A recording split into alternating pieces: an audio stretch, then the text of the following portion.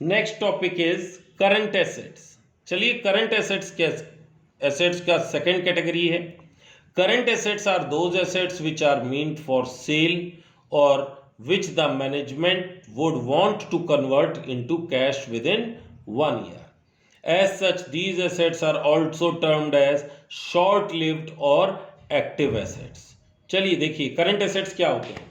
Current assets वो assets होते हैं जो कोई भी बिजनेस एंटरप्राइज अपने पास रखती है स्टॉक के फॉर्म में ताकि वो उसको दोबारा बेच सके। तो वो सारी चीजें जो रीसेल पर्पस के लिए रखी जाती हैं वो सारे के सारे करंट एसेट्स कहलाती हैं और which the management would want to convert into cash.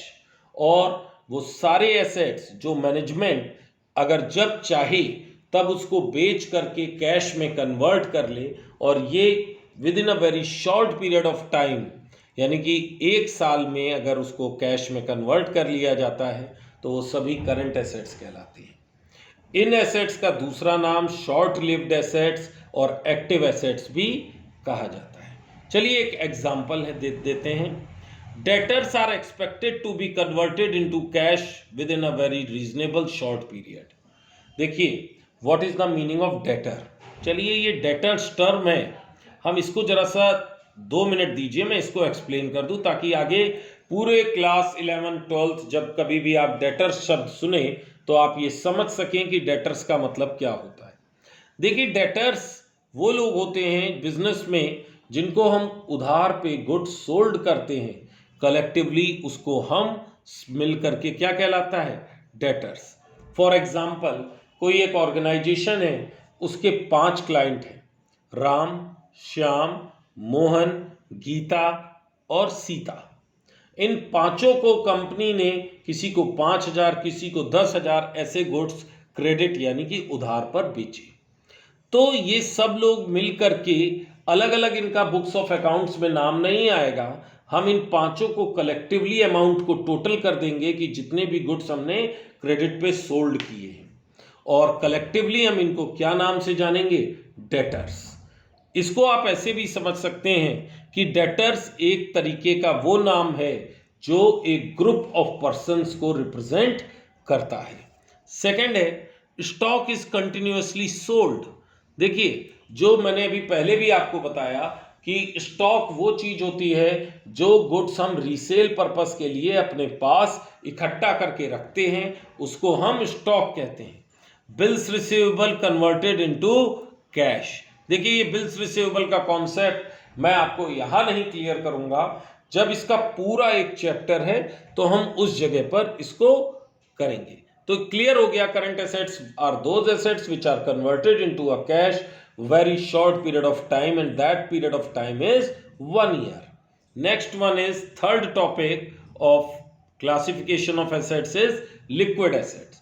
Liquid assets are those assets which are either in form of cash.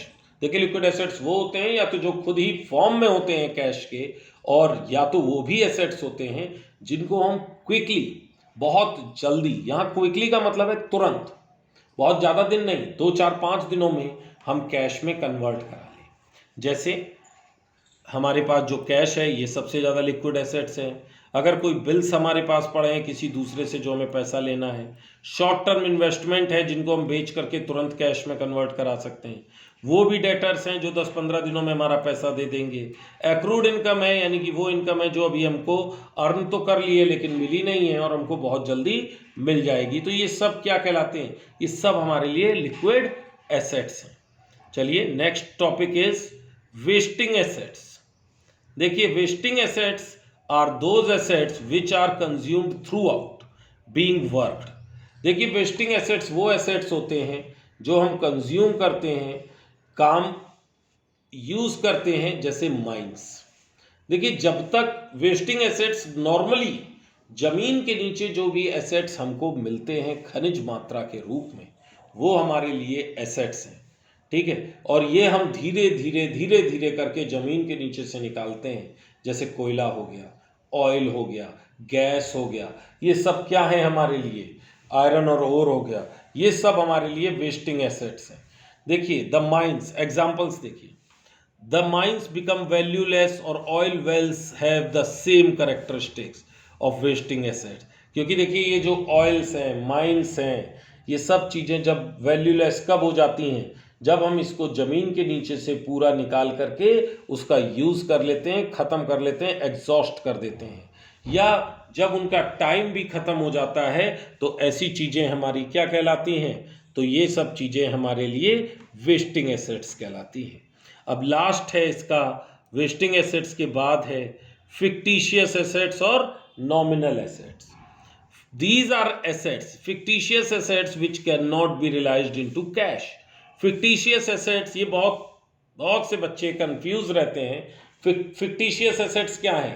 क्या हम इनको कैश में नहीं बेच सकते? और जब कैश में हम किसी एसेट्स को नहीं कन्वर्ट कर पा रहे हैं तो वो हमारे लिए एसेट्स कैसे हुए? तो चलिए इसको समझते हैं। ये वो एसेट्स होते हैं जिनको आप बेच करके कैश में रियलाइज नहीं कर सकते, बट आपको ना ही ऐसे एसेट्स का कोई बेनिफिट मिलता है। यानी कि दोनों चीज़ें होंगी, यानी कि ये वो एसेट्स हैं जिनका आपको ना बेनिफिट मिलेगा, ना आप इनको बेच करके कोई कैश ले पाओगे। तो वो कौन से एसेट्स हैं? Debit balance of profit and loss account. अगर आपको कुछ लॉस होते हैं, जैसे बिजनेस पूरे साल किया और आपको लॉस हो गया, तो ये एक तरीके का आपका फिक्टिशियस और नॉमिनल एसेट्स हैं। और जैसे एडवर्टीजमेंट एक्सपेंस, एडवर्टाइजिंग एक्सपेंस, लंबे समय के लिए जो आप एडवर्टाइजिंग एक्सपेंस करते हैं, ये भी आपके फिक्टिशियस एसेट्स हैं, क्योंकि इनसे आपको कोई बेनिफिट नहीं मिलता है। ये एसेट्स कोई रियल में एसेट्स नहीं होते हैं, लेकिन फिर भी हम इसको एसेट साइड की तरफ शो करते हैं, और जब तक इनका बेनिफिट हमको over a period of time मिलता है, तब तक हम इनको अपने बिजनेस से ग्रेजुअली, यानी कि ईयर आफ्टर ईयर, धीरे धीरे करके हम उसको अपने बिजनेस से कम करते रहते हैं। क्लियर? तो ये 5 टॉपिक मैंने आपको आज पढ़ाए। स्टूडेंट्स, आप इनके नोट्स बना लीजिए, प्रॉपर तरीके से नोट्स बनाइए और कोशिश करिए कि घर पे रहें और सेफ रहें।